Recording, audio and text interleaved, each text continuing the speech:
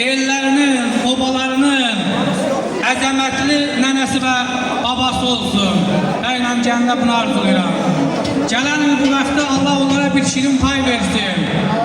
İnşallah torpağımız da azad olunub, onların kiçik övladının toyun Laçında qeyd eləyək. Yazmışam ki 44 gün haqq savaşı, qeyrət savaşı, bu savaş Polad Biləkli, Aslan Ürəkli oğulların savaşı, bir zəfər savaşı. Bu günlərə çox şükürlər olsun. 30 illik həsrətimizə son koyuldu. Bugün bizim için çok sevindirici bir haldır.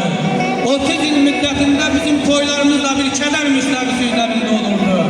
Ama indi bu günləri biz toylarımızı çok büyük, yüksek seviyede, yüksek ruh səviyyəsində həmişə qeyd edirik. Çünkü 30 illik həsrətimizə son koyulubdur. Məşhur filosoflardan birine bir defa sual verirler ki, insan hayatında en zəhmətkeş əl hansıdır? Filosof cevabında değil, sağ ol. Yine filosofa sual verirler ki, bəs ne görüm, niye kızıl saat sol biləyə, kızıl üzük sol parmağa taxılır? Filosof cevabında deyir ki, Allah Teala sağ ələ zəhmət, sol ələ talih qismət yazıqdır. Arz edirəm ki, bugün yeni aile kuran bu gənclərin talihin Allah günlük, çeşitli eyləsin. Necə eləyim, nəfər eləyim deməsinlər.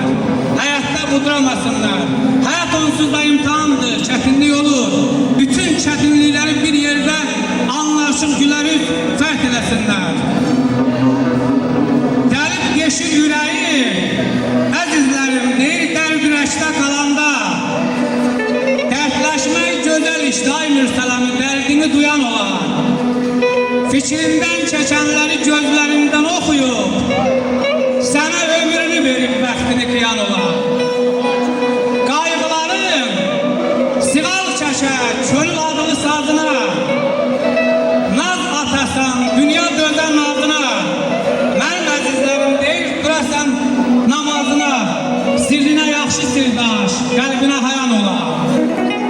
Ömür gün vərəqlərə bir kitab kimi, əmi, sevinci sevinç kimi, əzabı əzab kimi, duyğular, düşüncələr, közələrə saf kimi, fikir fikrə, söz sözə, səs-səsə uyan olar. Əmi, demək bizim sözümüz, fikrimiz bir-birinə, buyur ki biz bu günləri buradayıq, bir belə el, oba buradadır. Bu da sənin demək olar ki, əziyyətinin bəhrəsidir, zəhmətinin bəhrəsidir, elinin, obanın, demək, xeyrinə yarımısan ki, bugün burada bu məclisdə belə yüksək səviyyəli insanlar bu məclisdə iştirak elədir. Bir daha təbrik edirəm, Allah mübarək eləsin. Arzu edirəm ki, gələn bu vaxtı nəvə qucaqlayasan. Bir kuplətdə şeir deyim, ondan yeşilləşdirəcəm. Deyir, qara ağın, ağ qararın üstündə, sinə dağın, dağ sinənin üstündə, əmi deyir, 5 gün cəzvəydi torpağın üstündə, boynumuza minnətmiş, sən demə. Neçə ömür xərcləmişik hər ayda, qiymətini bilməmişik, nə fayda, əziyyət çəkib titiyimiz sarayda, bir quruca zəhmətmiş, sən demə. Allah bir daha mübarək eləsin, Allah xoşbəxt eləsin, Allah yar-yarlərdən eləsin, müəllimin kəsilən başı 3 gün tanışır ola bilsin, biraz çox danışdım.